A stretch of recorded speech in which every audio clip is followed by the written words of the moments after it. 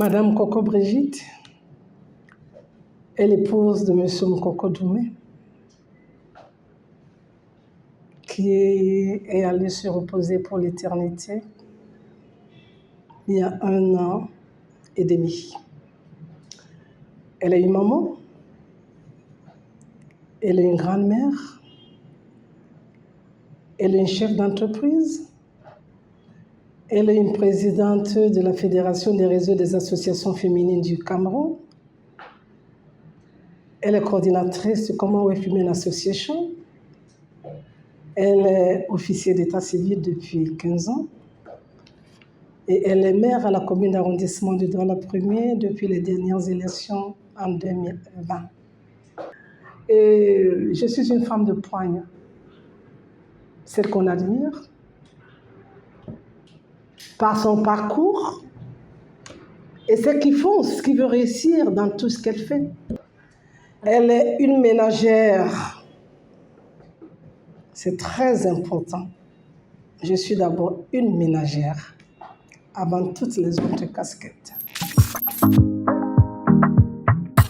Comme je vous ai dit, je suis 4e adjoint au maire de la commune d'arrondissement de Douala-Premier, en charge de l'état civil, de l'environnement et du développement durable.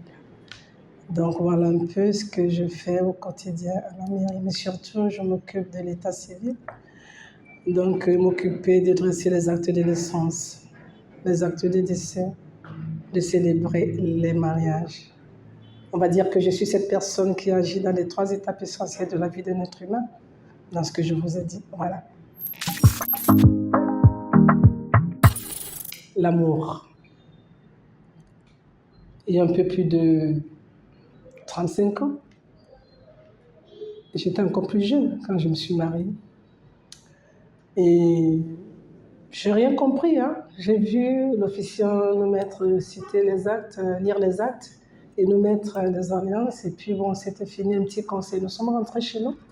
Je ne comprenais rien du tout, mais je savais seulement que j'étais mariée. Et beaucoup d'années après, j'ai eu cette grâce d'être maintenant officier d'état civil, d'unir les couples. Et c'est arrivé comme ça, d'essayer de faire autrement, de ne pas être là tout simplement pour lire les articles.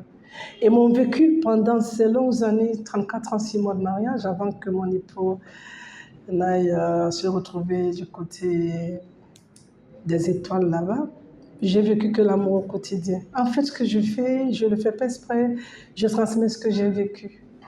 Et puis j'essaie d'entrer un peu dans la vie de chaque couple, l'expérience de ma vie. Donc c'est un peu de ça dont je parle. Vous avez vu, c'est-à-dire que je peux avoir 6 mariages, aucun mariage ne ressemble à l'autre. Il suffit d'un prénom, il suffit de nombre d'années. Je me retrouve dans les 34-35 mois et puis je dis jusqu'à présent, je n'ai pas encore eu à célébrer le mariage des couples qui ont 34-35 mois. Donc forcément, je les retrouve dans mon vécu. Donc je fais tout avec le cœur et puis vous savez, quand le cœur de la femme parle, ça va tout seul. Voilà, c'est l'amour. C'est le bonheur vécu. C'est les aléas. C'est les vicissitudes. Les conseils que je donne, je ne les ramasse pas. Ce que je fais, je ne les ramasse pas. C'est ce que j'ai vécu au quotidien. Il y a eu des douleurs, il y a eu des moments tristes, il y a eu des moments de bonheur. Mais à chaque fois, nous nous sommes relevés parce que nous avons fait le challenge de réussir notre vie de couple. Et nous avons dit, même la mort ne peut pas nous séparer. Donc c'était pour le meilleur et pour l'éternité. Donc c'est ce que j'essaie de faire au quotidien. La passion. Il y a quelques années, un peu plus de 20 ans, on va dire 30 ans, j'ai commencé par la société civile. J'étais très très forte. Je commençais très jeune à m'occuper des femmes, présidente d'un réseau des associations féminines à Douala-Premier. Donc je me suis dit, avec les années, c'était ça, c'était toujours. Et puis j'ai dit, m'attendez, jusqu'à là, après tout ce que je fais sur le terrain avec vous, je n'arrive pas encore à entrer dans les cercles de décision. Donc, je vais faire la politique déjà pour essayer d'être auprès des femmes véritablement, pour être aux affaires de ma société, pour prendre part aux affaires de la société, donc de ma cité, pour avoir un mot à dire dans les cercles de décision, donc pour accompagner ceux qui ont un projet politique en qui je crois, pour essayer de dire, on va dire que ça n'a pas toujours été facile.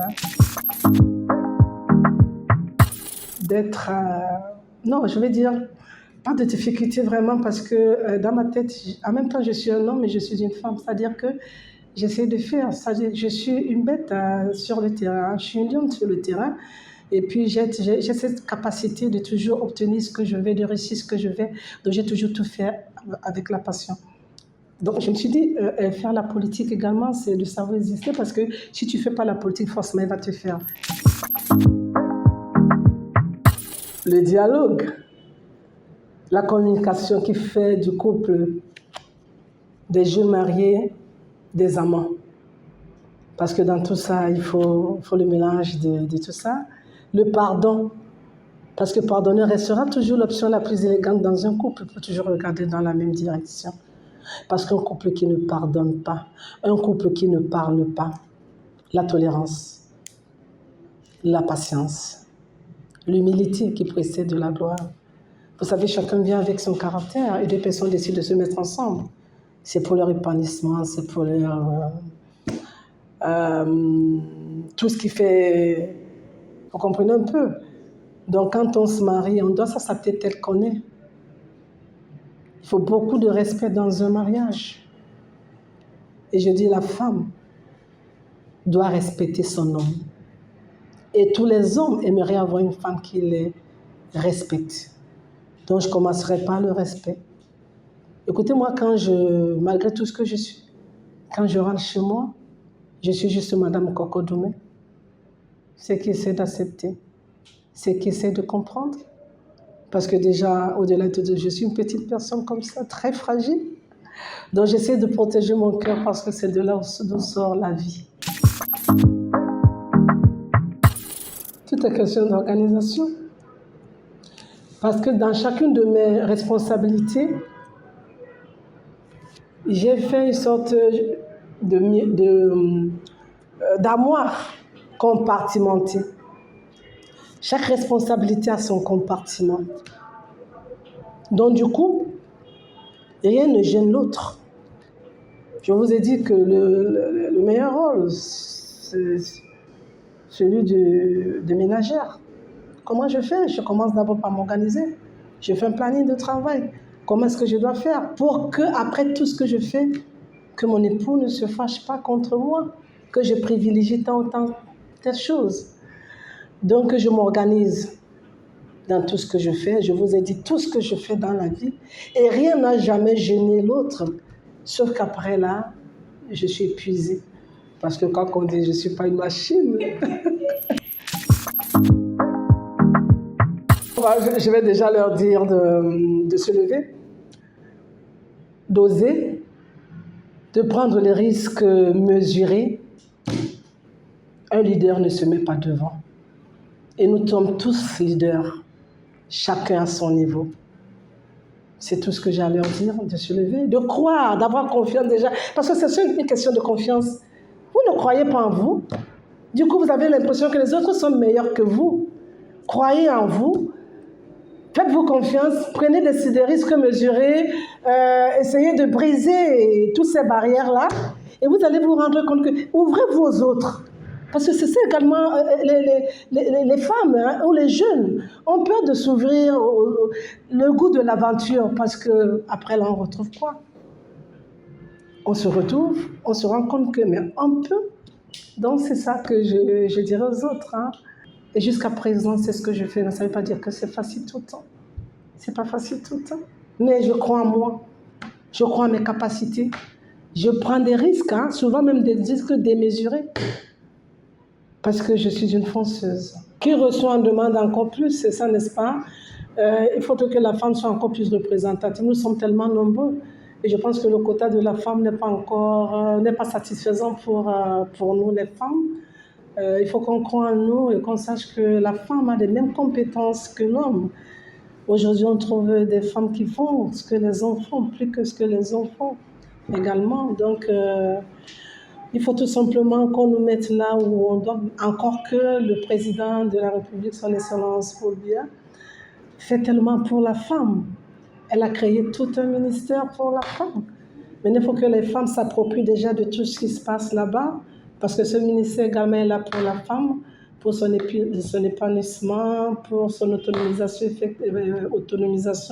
effective, pour qu'elle se soit tout simplement bien. Maintenant, la femme de savoir se lever également, parce que vous savez, quand on vous tend la main, hein, il faut apprendre, ou alors être content de ce qu'on vous a donné là-bas et d'apprécier. Alors, je suis la directrice des saveurs délicieuses. Je fais dans l'agroalimentaire, option transformation poisson, viande et volaille. Je fais du filet de capitaine fumé comme le saumon que je distribue à l'intérieur du pays et à l'extérieur du pays. On va dire que j'exporte. Là-dedans, je fais également du poulet fumé que je livre dans les supermarchés ici. Donc, je fais des chipolatas, je suis dans la charcuterie,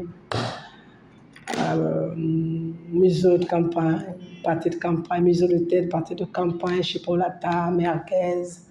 Donc, un peu, c'est le fin gourmand. Donc, voilà. Donc, quand je me retrouve là-dedans, n'allez pas imaginer que c'est Madame le maire.